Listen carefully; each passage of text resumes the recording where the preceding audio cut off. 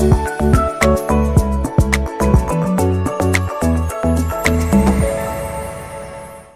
कभी भी खाने की तारीफ होती है तो उसकी तारीफ होती है जिसने खाना बनाया है।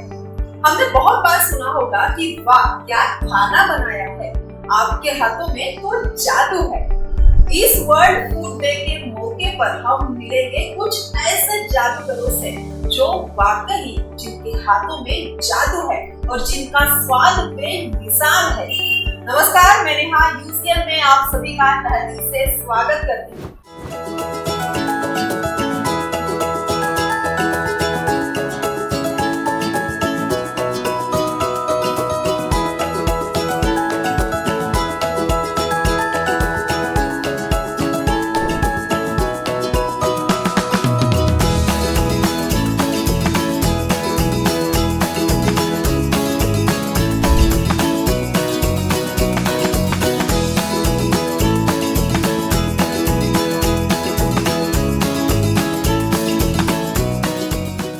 आज हमारे साथ मौजूद है chef Neeraj Jain ma'am. Hello ma'am.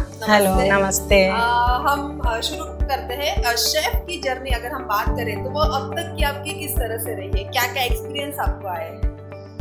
मुझे एक्चुअल में बचपन से ही बहुत ज़्यादा शौक था कुकिंग का। मैं पढ़ाई के साथ में जब भी मुझे मौका मिलता था मैं किचन में जाती थी और मम्मी से नई नई चीज़ें सीखती रहती थी। कहीं बाहर जाने पर भी मुझे ऐसा लगता था कि जितना मैं सीख सकूं इस लाइन में और कर सकूं, और मम्मी भी मुझे इसमें पूरा का पूरा फुल सपोर्ट करती थी।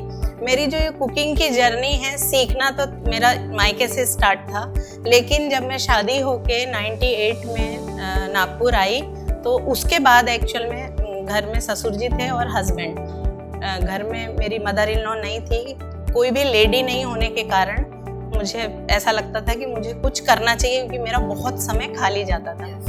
तो मैंने अपने फादर इन लॉ और हस्बैंड से बात करी कि मैं कुछ इस लाइन में करना चाहती हूँ, तो उन्होंने मुझे तुरंत इसकी परमिशन दे दी और एक बहुत ही छोटे सेटअप के साथ मैंने अपनी ये जर्नी स्टार्ट करी थी।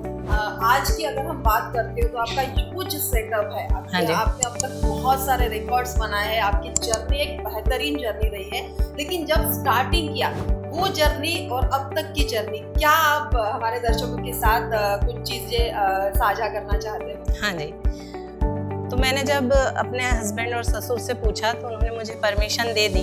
तो घर में ही एक रूम अवेलेबल था मुझे, जिसमें मैंने एक छोटा सा किचन सेटअप किया। एक टेबल पे अपना ओटा बनाया और गैस रख के, और एक छोटा सा छोटे पहले क्या था कि पंपलेट छपवा कर और पेपर में जैसे बांटते हैं, तो वो पेपर में छपवाया और उस तरह से मेरी जर्नी स्टार्ट हुई। कभी स्टार्टिंग में 2 लोग 4 लोग आते थे।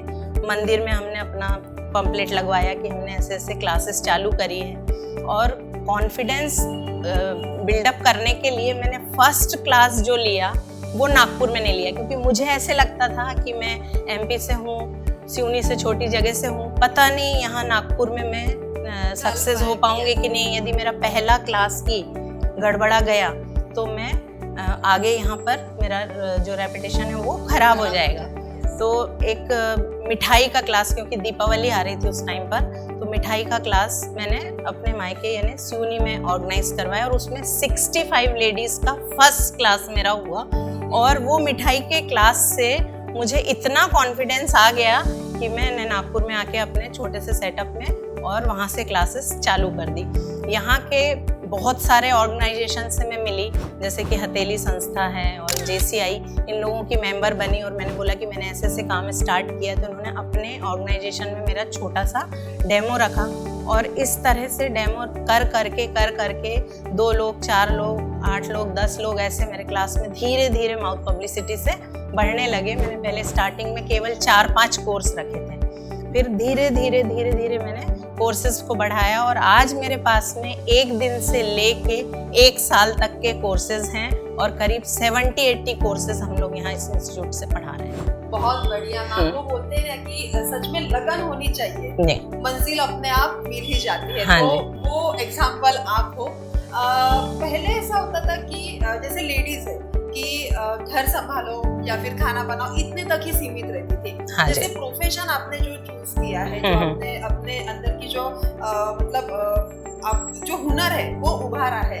तो आप लेडीज को क्या कहना चाहोगे? अगर हम एक ऐसी भी बात करते हैं कि रोजगार या फिर एक जॉब के हिसाब से अगर हम देखते हैं, अर्निंग के हिसाब से, हाँ जी। क्या ये फील्ड में आज मतलब कामयाबी हम हासिल कर सकते हैं? बहुत ज़्यादा स्कोप है इस लाइन में। मैं आपको 25 साल पहले का बताती हूँ कि जब यहाँ पर लेडीज़ और लड़कियाँ आती थी तो उनका जो मोटो रहता था वो कि लेडीज़ आती थी कि हमको आता नहीं है, बच्चों को अच्छा बना के खिलाना है, इसलिए हम यहाँ सीखने आए। लड़कियों का ये रहता था कि हमने अभी तक अपना सारा जो है वो केवल पढ़ाई में निकाल दिया है, घर का कुछ काम नहीं आता, अब शादी होके जाना है तो हमको कुछ ना कुछ आना चाहिए।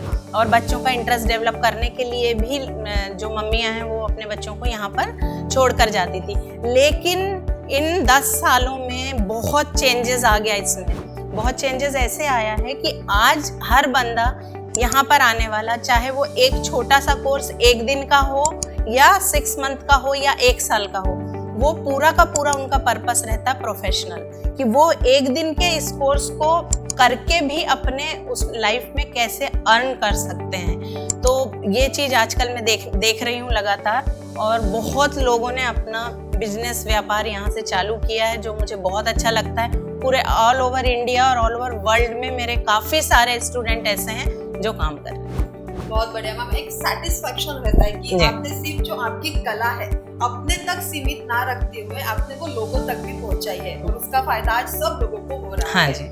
10 साल की जो आपकी जर्नी थी, आपने बहुत से रिकॉर्ड, 10 नहीं 25 साल की 25 साल की जर्नी होगी। जो आपकी जर्नी थी, आपने बहुत से रिकॉर्ड बनाए हैं, बहुत से रेसिपीज बनाई है, चैलेंजेस तो आए होंगे, बहुत सारे चैलेंजेस आए। ऐसी कुछ चीज जो मतलब आप बताना चाहोगे, कुछ चैलेंजेस जो आप बनाने के वक्त आप एक प्रेशर आया है, या फिर क्या बताना चाहोगे? देखिए, सबसे पहले तो क्या होता था कि जब भी कोई क्लास में आया तो वो एक नया चीज, पहले क्या होता था, ना तो हमारे पास में मोबाइल था, ना कोई इंटरनेट की ऐसी सुविधा थी कि हमने कोई भी रेसिपी उसमें डाली और हमको मिल जाती थी। तो स्टूडेंट है वही बोलता था कि मैडम ये होटल में इस तरह की रेसिपी मिल रही है, उसका टेस्ट बहुत अच्छा है। तो वो हमारे लिए एक चैलेंज रहता था कि नेक्स्ट टाइम जब वो बच्चा यहाँ पर आ रहा है तो वो रेसिपी हमको उनके सामने कैसे भी करके और बतानी है। तो उसके लिए बुक्स की हेल्प लेना, फिर जिस होटल का नाम दिया उन्होंने वो होटल में जाना, उसको टेस्ट करना और रेसिपी को डेवलप करना। क्या होता है, बुक्स वगैरह में जो रेसिपी रहती हैं तो इंग्रेडिएंट देख के आपको जब इतना सब काम करने लगते हैं तो इंग्रेडिएंट देख के समझ में आ जाता है कि ये रेसिपी अच्छी बनेगी या नहीं बनेगी। तो उसमें हम अपना खुद इनोवेशन डाल के, थोड़ा कुछ इंग्रेडिएंट उसके अंदर डाल के और उस रेसिपी को टेस्ट में बदलना, ये मेरा सबसे इम्पोर्टेंट था कि मैं जो भी डिश बनाऊं और स्टूडेंट यदि टेस्ट करता है वो चीज़ तो वो बहुत ज़्यादा परफेक्ट होनी चाहिए और टेस्टी होनी चाहिए।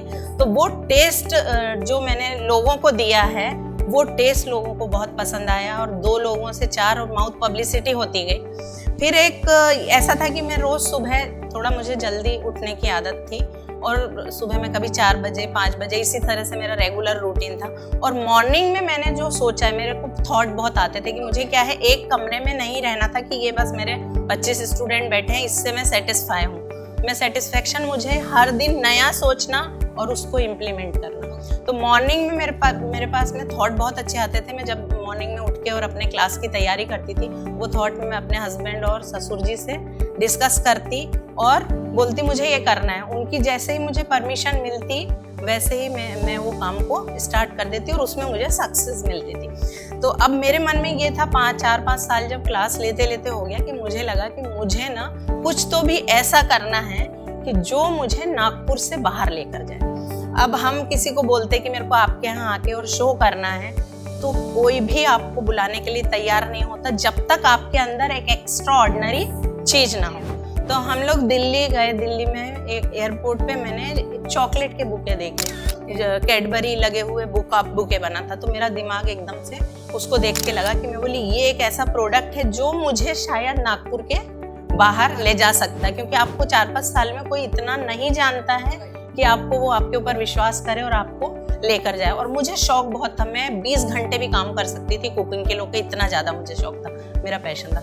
तो मैंने फिर सर्च करी चॉकलेट बुके कैसे कैसे। थोड़ा सा हस्बैंड तो पूरे टाइम ही मेरी हेल्प कर रहे थे और पूरा सपोर्ट कर रहे थे, हस्बैंड और ससुर जी भी। तो फिर मैं बॉम्बे गई, बॉम्बे में घूमी, कहाँ पर कैसे चीज़ें मिलेगी, फिर उससे संबंधित चीज़ें लेकर आई मैंने। बुके में ना बहुत बड़ी बड़ी स्टिक्स लगाना पड़ता था और वो स्टिक कुछ अवेलेबल होती नहीं थी क्योंकि कुछ मालूम नहीं था, कोई नेट्स का सहारा लेके हम कोई चीज़ ढूंढ नहीं सकते थे। तो कुल्फ़ी की स्टिक्स यहाँ पर बनती थी मोमिनपुरा में, तो वो कुल्फ़ी के स्टिक वाले के पास हम लोग गए और बोले कि हमको ना इतनी बड़ी बड़ी स्टिक्स चाहिए चॉकलेट बुके के लिए। तो उन्होंने हमारे लिए बांस की वो, क्योंकि अब तो क्या है सब बहुत अच्छी चीज़ें आ गई हैं, प्लास्टिक की सब चीज़ें एकदम मार्केट में अवेलेबल है। तो उस टाइम चॉकलेट बुके के लिए मुझे और मेरे हस्बैंड दोनों को हमने बहुत मेहनत डाली उसमें। फिर उसी टाइम पर हमारे पास में अवस्थी जी की वाइफ यहाँ पर आई हुई थी, वो क्लास में बोली मैं कुछ नया करने वाली हूँ। तो बोले आप ना मुझे ज़रूरत है, उन्होंने घर जाके अपने हस्बैंड को बोला, मनीषा अवस्थी जी को, तो बोले मैडम कुछ नया करने वाली है। दीदी बोले आप जो भी नया करोगे तो हमको बताना। तो फिर मैंने 4-5 बुके बनाए चॉकलेट के और उनको बुलाया, तो उनको वो चीज़ बहुत पसंद आ गई। मैंने फर्स्ट एग्जीबिशन लगाई पूनम चैम्बर में। तो पूनम चैम्बर में जब लगाई तो उन्होंने पूरा अपना टाइम्स ऑफ इंडिया और सारे सहारा समय और उनका आज तक ये सारी टीम मेरी वहाँ पे पहुँच गई इसके लिए, शूट करने के लिए, क्योंकि उनको बहुत अच्छा लगा था कॉन्सेप्ट। और हमने बहुत 20-25 दिन बोल सकते हो आप मेहनत, रात और दिन मेहनत करके और वहाँ पे बुके का एग्जीबिशन लगाया, चॉकलेट का एग्जीबिशन लगाया। यहाँ पर नागपुर में किसी को ना चॉकलेट समझता था और ना बुके, तो कोई ने सोचा ही नहीं था कि चॉकलेट के बुके भी हो सकते हैं करके। और वो एग्जीबिशन हमारी बहुत सक्सेस रही। सक्सेस कैसे रही? वो सक्सेस ऐसे रही कि लोगों ने पसंद बहुत किए, लेकिन जैसे आपने बोला ना चैलेंजेस, तो वो चैलेंजेस कैसे आए कि लोग देख रहे थे, बहुत अच्छा कर रहे थे, बहुत अच्छा ले रहे थे, बहुत अच्छा बोल रहे थे, लेकिन ले कोई भी नहीं रहा था। इतने सारे करीब 40-45 बुके 2 दिन के एग्जीबिशन में और ढेर सारी चॉकलेट की पैकिंग, उसमें से भी छोटी छोटी जो 10-20 रुपए 30 रुपए की पैकिंग थी वो तो लोगों ने शर्मा शर्मी में बुलाए तो वो लिए, बाकी सारा मटेरियल हमारा घर पे वापस आ गया। पूरा घर फिर चॉकलेट बुके और चॉकलेट से भर गया। और उससे डिप्रेशन होता है ना आपको कि आपने इतना सारा किया लोगों को, लेकिन मैं बोली नहीं, लेकिन अपने को रुकना नहीं है। थोड़ा लगा खराब, लेकिन रुकना नहीं है। तुरंत ही एक राजस्थानी महिला मंडल की एग्जीबिशंस थी, तो वो एग्जीबिशन में मैंने अपना वही बुके और चॉकलेट लेके स्टॉल लगाया। उसके बाद में हमने ये फरवरी आया तो वैलेंटाइन डे आता है, तो हम लोगों ने बिग बाजार में वो जो पैसेज होता है वहाँ पर 3 दिन के लिए स्टॉल लिया। बस फिर वहाँ से हमको पीछे मुड़ के देखना नहीं पड़ा। और हर मीडिया जितने भी पेपर नागपुर के हैं सारे, सबने मेरे वो प्रोडक्ट को कवर किया, कोई चार्जेस मुझसे नहीं लिए और एक पेज का कवरेज मुझे दिया चॉकलेट बुके को लेके, और साथ में मेरा नंबर डाल दिया। वो नंबर डालने से वो जो आसपास के एरिया में भी पेपर जाता है ना, तो वो पूरे पेपर, पूरा विदर्भ का कुछ एरिया प्लस यहाँ पर एमपी का कुछ एरिया, सब जगह से मुझे कॉल आने लगे। मतलब कॉल का ऐसा था जैसे पेपर में गया ना, तो कॉल के पास से, उस टाइम कोई मोबाइल तो था नहीं, तो लैंडलाइन होते थे, तो लैंडलाइन के पास से मैं हट नहीं पा रही थी। इतने कॉल्स मुझे उसके लिए आ रहे थे कि मैडम आप सिखाएंगे क्या, मैडम आप सिखाएंगे क्या हमारी सिटी में। मुझे लगा कि अब मैं अपना नागपुर से बाहर जा सकती हूँ। चलो मुश्किल आई, लेकिन हाँ, हमने वो मुकाम हासिल किया है। आज अगर हम देखते हैं तो कैसे ट्विस्ट या फिर कुछ नया करने का लोगों में जज्बा उभर आया है। तो एक हम देखते हैं एग्जांपल की फैंटा में मैगी डालते हैं, एक्सपेरिमेंट की अगर हम बात करें तो पिज्जा में गुलाब जाम डालते हैं या फिर पेस्ट्री में कुछ अलग डाल देते थे। तो इन लोगों के लिए आप क्या कहना चाहोगे, ये एक्सपेरिमेंट्स के लिए क्या कहना चाहोगे? एक्सपेरिमेंट, आजकल तो फ्यूजन का ही जमाना है ना। जैसे कि आप देखते हैं कि डोसा है, अब डोसे में सब कुछ भरा जाता है, यानी आपके जो स्नैक्स पार्ट है, इंडियन स्नैक्स हैं, वो भी डोसे के अंदर चले जाते हैं। तो आपके चाइनीज और इटालियन के फीलिंग भी डोसे के अंदर चली जाती है। जैसे कि कप केक बन रहा है तो वो इंडियन फ्लेवर के भी कप केक बन रहे हैं, केक्स बन रहे हैं। तो वो सब आप अभी अपने हिसाब से कर सकते हो, और हमने तो बहुत किया है एक्सपेरिमेंट। हाँ, फ्यूजन ये होना चाहिए। हाँ, होना चाहिए। लेकिन उसके बाद भी एक चीज बोलूंगी मैं, फ्यूजन होना जरूर चाहिए, लेकिन आपका जो बेसिक प्रोडक्ट है ना, वो लुप्त नहीं होना चाहिए। जैसे एक वड़ा पाव है ना, तो आप लोगों को भी मालूम है कि वड़ा पाव में वो रेड चटनी उसकी मेन होती है, उसी से उसका वड़ा पाव का टेस्ट आता है। लेकिन फ्यूजन करने के चक्कर में हर कुछ वड़ा पाव के अंदर डाल रहे, तो वैसा भी नहीं होना चाहिए। जो ट्रेडिशनल एक हमारा है और जो उसका बेसिक टेस्ट है वो उसमें रहना ही चाहिए। हर किसी की एक सिग्नेचर डिश होती है। आपने अब तक बहुत सारे डिशेस बनाए, तो उसमें से आपकी फेवरेट और आपकी एक सिग्नेचर डिश आप हमारे दर्शकों को क्या बताना चाहोगे? मुझे तो ट्रेडिशनल फूड बहुत ज़्यादा पसंद है और मैं मारवाड़ी फूड को बहुत पसंद करती हूँ, खुद अपने लिए भी और सिखाने में भी बहुत पसंद करती हूँ। तो वो चीज़ आपने बहुत से लोगों को अब तक खिलाया है, प्यार से खिलाया, आपने सिखाया भी है। आपको पसंदीदा, आपकी पसंदीदा चीज कौन सी है, या फिर आप दूसरों के हाथों से वो बन के खाना पसंद करते हो? मुझे ट्रेडिशनल फूड ही, जैसे कि मेरा पूरा ये जो जितना चाइनीज है, कॉन्टिनेंटल है, वो सब मैं खाती नहीं हूँ। पनीर वगैरह भी मुझे पसंद नहीं है, लेकिन जो ट्रेडिशनल फूड है हमारा वो मुझे पसंद आता है। उसमें मारवाड़ी भी, पंजाबी भी, महाराष्ट्रियन फूड भी, ये सब।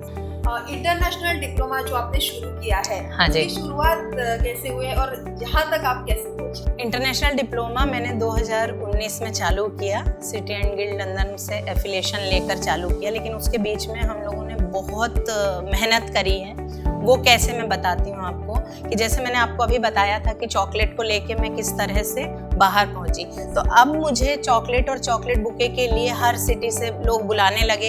एक सिटी में जाती तो दूसरी सिटी का कॉल मुझे पहले ही आता कि आप वहाँ आए हैं तो हमारे यहाँ भी आकर सिखाइए। लेकिन मुझे चॉकलेट तक सीमित नहीं रहना था, तो मैं उन लोगों को थोड़ा सा बोलती, कोई भी संस्था जब मुझे बुलाती तो मैं उनको ये बोलती कि आप ना ऐसा करिए, ये चॉकलेट और चॉकलेट बुके के साथ में थोड़े से मॉकटेल रख लेते हैं, हम थोड़े से स्नैक्स का, एक दिन स्नैक्स का क्लास रख लेते हैं, एक दिन हम माइक्रोवेव का क्लास रख देते हैं। तो मैं चाहती थी कि चॉकलेट और चॉकलेट बुके बहुत ज़्यादा दिन तक नहीं चलेगा, लेकिन मैं अपने फूड को लेकर भी बाहर जाऊँ। तो वैसे ही होने लगा कि मैं चॉकलेट और चॉकलेट बुके के साथ में कभी स्नैक्स सिखाती, कभी सब्जियाँ सिखाती, कभी मॉकटेल सिखाती, तो वो भी लोगों को बहुत पसंद आने लगा। और जितनी भी सिटी में, मैं करीब मेरे 1000 से ऊपर शोज हो चुके हैं बाहर, तो जितनी भी जगह मैं गई, सब जगह का एक ही रिव्यू था कि आप बहुत अच्छा सिखाते हैं। और एक ही सिटी में मैं 10-10, 15-15 बार क्लास लेकर आ चुकी। चॉकलेट और चॉकलेट बुके एक साइड रह गया और मेरा जो वो फूड वाला जो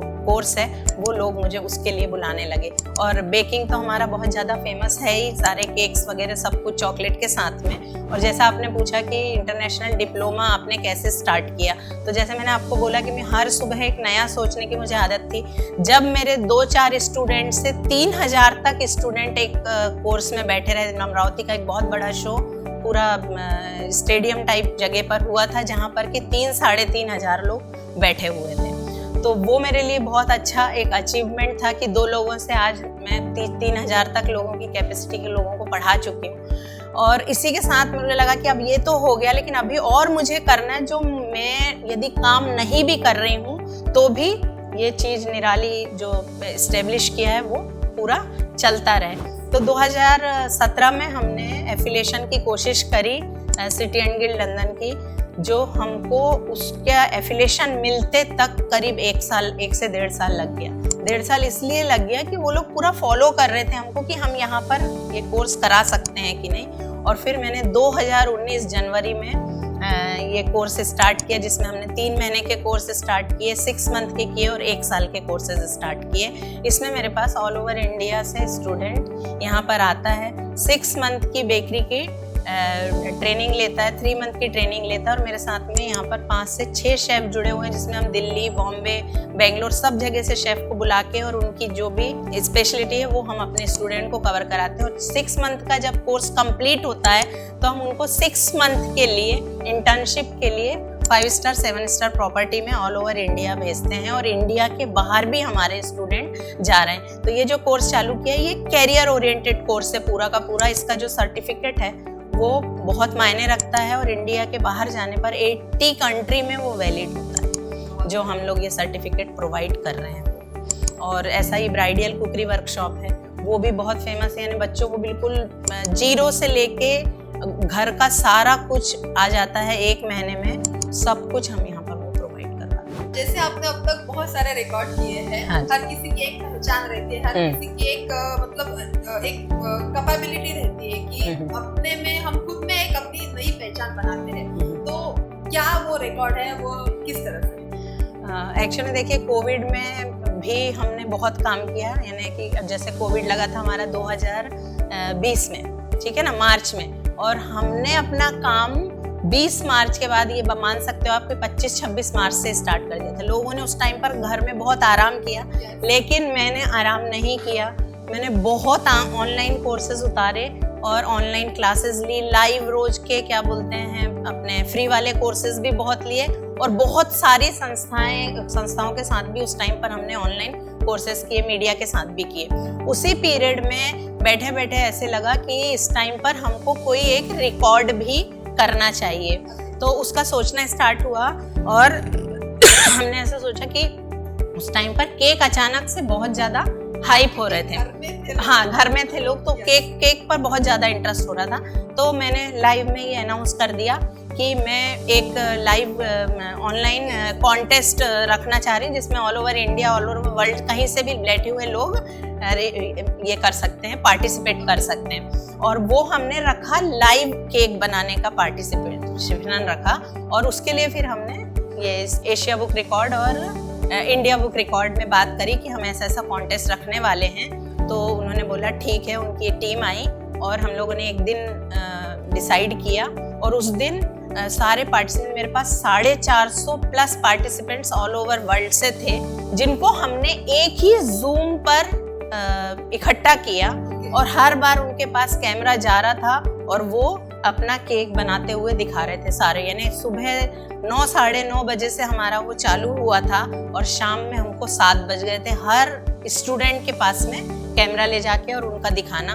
और उसमें मेरे पास में ऑल ओवर इंडिया, यहाँ तक कि वर्ल्ड का भी एक शेफ थे, तो बहुत बड़ी शेफ की टीम हमने जोड़े थे, वो सब उनका काम देख रहे थे। और वो फाइनल प्रोडक्ट जब बना तो उसकी फोटो हमने बुलाई, उस स्टूडेंट के साथ में फोटो बुलाई। फिर वो 10-12 जज की जो टीम थी, उन लोगों ने डिसाइड करके और उसमें से पार्टिसिपेंट निकाले, और हमने बहुत अच्छे उस टाइम पर उसके प्राइज वगैरह रखे थे। और हमारा 450 लोगों का एक ऑनलाइन का केक कॉन्टेस्ट हुआ और एक रिकॉर्ड बना, इंडिया बुक रिकॉर्ड और एशिया बुक रिकॉर्ड। बहुत बढ़िया। वो बोलते हैं कि सोच बड़ी होनी चाहिए। हाँ, और उसमें लेकिन मेहनत बहुत लगी, बहुत मेहनत लगी। क्योंकि पूरा ऑनलाइन लेना था ना, तो बहुत मेहनत लगी। सोच बड़ी आपने रखी। हाँ जी। अब तक की आपकी जर्नी बहुत बढ़िया रही है, आगे की भी जर्नी आपकी बढ़िया ही रहेगी। हाँ जी। Thank you. नमस्ते।